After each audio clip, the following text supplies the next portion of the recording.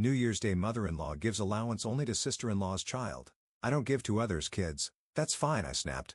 I stop her rent payments. Stop sending money to my mother-in-law. As John sharply swatted away the small hand his son extended, the sound echoed sharply through the quiet living room on New Year's Day. I don't see why I need to give New Year's money to someone else's child. With a scornful expression, Nancy looked down at us as if we were something dirty. Next to me, my son's small shoulders trembled. Instinctively, I reached out and gently rubbed his reddened hand.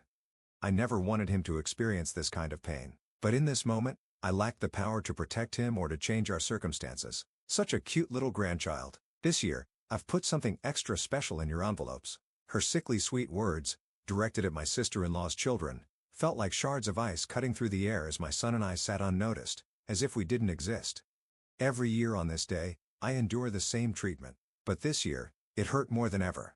Just yesterday, Mike, my son, had been excitedly talking about visiting Grandma's house, his eyes lighting up every time he mentioned it. He was looking forward to receiving his New Year's gift and creating a special memory to start the year. That pure and innocent expectation was now shattered before my eyes, crumbling like a fragile house of cards. Watching this unfold felt like my heart was being torn apart. I sat quietly, gripping the edge of the carpet so tightly that my nails dug into its surface. The physical pain was easier to bear than the emotional anguish. "Grandma? Why?" His small voice broke the silence, and his large tears began to fall. Seeing him like that, my heart felt like it was being ripped to pieces. The next moment, I felt him tightly clutching my sleeve, his small hand trembling. His trembling hand brought tears to my own eyes, but I fought to keep them from falling. I didn't want to cry here, not in front of my son. I wanted to be a strong mother for him. I couldn't take it anymore. Stroking my son's head gently, I stood up. "Let's go home." My voice sounded unnervingly calm even to myself. "Oh, leaving already? We were just about to start the family dinner." At that moment, my phone rang. Seeing the name on the screen, something shifted inside me. All the emotions I had been suppressing threatened to pour out at once. "My name is Jessica Hunter. I was originally from a small city, but moved to the city for work. At first, life in the big city felt overwhelming. But over time, I became accustomed to its conveniences. Now, when I return to my hometown, it feels like something is missing. These days, I'm a stay-at-home mom to my 6-year-old son, Mike. But I wasn't always a homemaker. I used to be a career woman, working for a major trading company. Back then, I earned a salary of about $90,000 a year, enough to buy anything I wanted and live comfortably. Sometimes, I think back to those carefree days and wonder if I made the right choice. But then I remind myself that if I had kept working, I might never have met my son. Now I can't imagine a life without him. My parents were both teachers and highly value education. They sent me to a private middle school, which eventually helped me get into a prestigious university and land a job at a top trading company. I'm deeply grateful to them for giving me such opportunities. That's why I felt so guilty when I decided to quit my job at the trading company. I questioned my decision over and over, wondering if I was making a mistake. I didn't even tell many people the real reason I was leaving, so my colleagues were shocked and tried to talk me out of it. Every time they did, it felt like a piece of my heart was being pulled back. It's been 6 years since I left that job. While I sometimes miss it, I'm grateful for the time I've been able to spend with Mike. Being able to be with him during these precious early years has been invaluable. I left my job because I got pregnant. At 31, I was thrilled to be expecting my first child. Things were going smoothly until one day, a doctor told me I was at risk for preterm labor. Continuing to work could have endangered both me and my baby, so I made the heartbreaking decision to resign. My husband, John, was very supportive and said, "I'll take care of you." His words gave me the courage to finally make the decision. Without his support, I might have kept working and put myself and my child at risk. Now, I work part-time at an office, 3 days a week. My monthly income is only $1,200, which feels like a drop in the bucket compared to my former salary. But it helps support our household, so I try to be content with it. My husband's salary isn't very high, so raising a child on his income alone can be a bit of a struggle. I don't want to hurt his pride by mentioning this, so I tell him I work part-time to stay connected to society. John and I have known each other since childhood.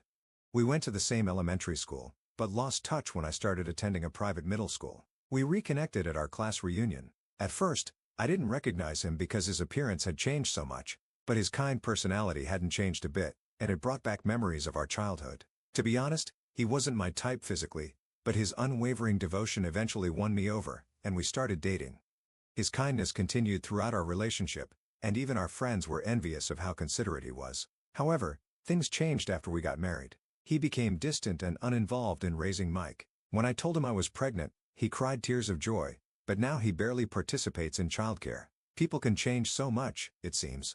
To make matters worse, John's behavior has been strange lately. He used to barely touch his phone, but now he carries it everywhere, even to the bathroom. He claims he's been working overtime because of his busy schedule, but he's been coming home later than ever. A woman's intuition is rarely wrong, and I can't shake the feeling that he's having an affair. John isn't very good at keeping secrets, so if he's cheating, I'm sure evidence will surface soon. Until then, I've decided not to confront him or snoop around. If he realizes I'm suspicious, he might start hiding evidence, even if there is some. If John really is having an affair, I suspect it stems from the emotional scars of his upbringing. He grew up in a single-parent household and always felt the need to meet his mother's expectations. He once told me he worked hard to please her because he didn't want to cause her any trouble. He took numerous high-paying job interviews, hoping to provide financial support from her. Unfortunately, after many rejections, he settled for his current position. I remember how shocked he was when we discussed our salaries before marriage. My income was significantly higher, which must have been a blow to his bride. Since then, we've avoided discussing our salaries altogether. I've been covering the financial support he sends to his mother, which has probably eased some of his burden, but might also contribute to his stress. I've worried that this stress could manifest in unhealthy ways, and now, it seems like it has. One evening, I received an unexpected call from my sister-in-law, Rachel. I was in the middle of making dinner and couldn't answer right away, but the phone rang persistently. Assuming it was urgent, I eventually picked up. "Starting tomorrow, I'm going on a 3-day trip with Mom. Can you take care of my son?" She spoke as if I had no choice in the matter. "I'll drop him off at your place at 9 a.m.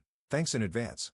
Rachel had been living with my mother-in-law since her divorce. The divorce was apparently her fault, caused by an affair on her part. I had always found her selfish, but I maintained a neutral relationship for Mike's sake. However, this request was too much. I had plans to meet friends for lunch the next day, and taking care of someone else's child for 3 days was unreasonable. Besides, why wasn't she taking her son on the trip? I decided to politely decline. After hanging up, I felt a pang of guilt, but I reminded myself it was the right thing to do. Not long after, my phone rang again. This time, it was my mother-in-law. "What's this I hear about you refusing to take care of Rachel's son? You know we're going on a trip, don't you? How could you possibly say no to taking care of a 6-year-old? I wanted to throw her words back at her, but held my tongue. My mother-in-law had been called to me from the start of my marriage. Any time I expressed disagreement, she would retaliate tenfold. I'm certain she sees me as the woman who stole her son. Regardless of how justified I might be, she always sides with John or Rachel. I decided there was no point in arguing. I told her I'd discuss it with John and ended the call. That night, John came home after midnight. I had waited up, even though I was exhausted. "Your mom and Rachel called today. They want me to take care of Rachel's son for 3 days, while they go on a trip. But I have plans tomorrow. Can I say no?" I expected John to agree with me. Even if he might be distant lately, he couldn't be so unreasonable. "Just take both kids with you. I'm sure your friends won't mind." I was stunned. "Are you serious? Taking one child is already enough to impose on them. 2 is completely unreasonable. It would be worse to refuse Mom and Rachel. You should respect their wishes." I couldn't believe what I was hearing. Was John really this oblivious, or did he simply not care about me anymore? Reluctantly, I texted my friends explaining that I'd be bringing 2 kids to lunch. None of them responded, likely already asleep. It was past midnight after all. Then, with great reluctance, I messaged Rachel to tell her I would take her son after all. Her response was infuriating. "Oh, thanks so much. To be honest, I was planning to bring him over regardless of what you said." And the audacity was unbelievable. Just as I finished sending my messages, I noticed a notification on John's phone. He was in the shower, so I glanced at the screen. The sender's name was familiar, Rachel's ex-husband's younger sister. I remembered how friendly she and John had been at family gatherings, but I never imagined they were still in contact. Curious and suspicious, I opened the message. Its contents confirmed my worst fears. "Today was amazing. I want to see you again tomorrow." No. Every day. My heart sank. I had been right all along. John was having an affair. Still, his carelessness in leaving his phone unlocked was baffling. Part of me felt vindicated, but the pain of seeing the evidence was overwhelming. I decided to pretend I hadn't seen anything, for now. I would need more proof before confronting him. That night, I barely slept. Since discovering the affair, my nights have been restless, and my health was beginning to suffer. Despite everything, I had to keep going for Mike's sake. The next morning, Rachel arrived with her son as planned. She didn't even bother to apologize for the inconvenience. Later that day, While cleaning John's study, I stumbled upon some suspicious documents. Among them was an insurance policy for Mike, something I had signed up for myself. The papers suggested John was trying to cancel the policy without my knowledge. As I replaced the documents, a photo slipped out from between two books. It was of John and Rachel's ex-husband's sister, taken 6 months ago. They looked happy, like a couple on vacation. I couldn't remember the last time John had taken me on a trip. The discovery filled me with a mix of anger and sadness. I resolved to gather more evidence before taking any action. I wasn't the type of woman to suffer in silence.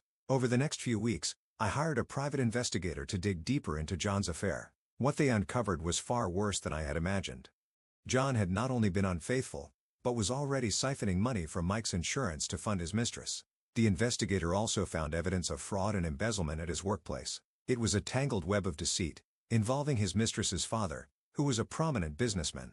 The revelations were staggering, but they gave me the resolve I needed. I decided to take everything public.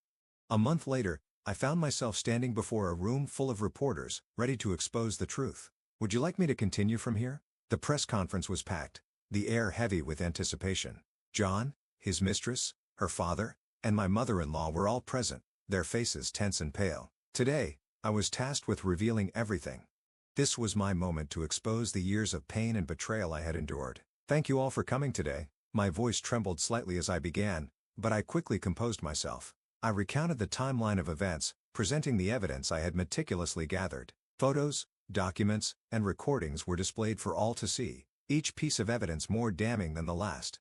The audience of journalists was stunned, and there were pens flying across their notepads. Questions began pouring in from the press. Is it true that this company was involved in corporate tax evasion? Did the mistress's father knowingly enable these illicit activities? Were the other family members aware of John's affair and misconduct? John, his mistress, and her father struggled to answer, their attempts at denial crushed by the undeniable evidence. By the end of the conference, their reputations were in shreds. That evening, the story dominated the news. Friends and acquaintances reached out to me, offering their support and expressing their disbelief at the extent of the scandal. For the first time in years, I felt truly seen and supported. The fallout was swift and severe. The mistress's father's company faced investigations and a massive stock crash, eventually declaring bankruptcy. My mother-in-law became the subject of neighborhood gossip, her once sympathetic neighbors turning their backs on her. John was fired from his job without severance, his reputation irreparably damaged. The mistress severed ties with him, leaving him alone and in debt over $500,000 owed to creditors. I couldn't help but feel a sense of justice as I learned these updates.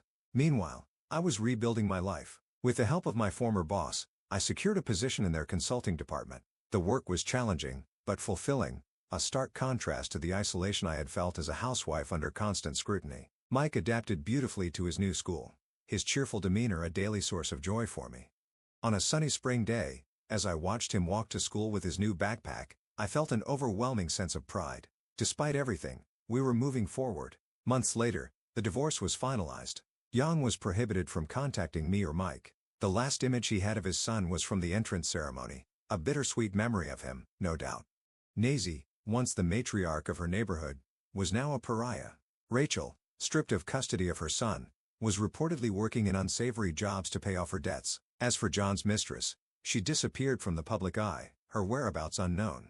The father's company, once a symbol of wealth and power, became a cautionary tale of greed and corruption. Life for Mike and me had returned to a peaceful rhythm. Every day, I reminded myself of the strength it took to get here. As I walked to pick Mike up from school one day, his laughter echoed through the playground. He ran to me, his face lit with pure joy. "Mom, I had the best day ever." His happiness was my greatest reward.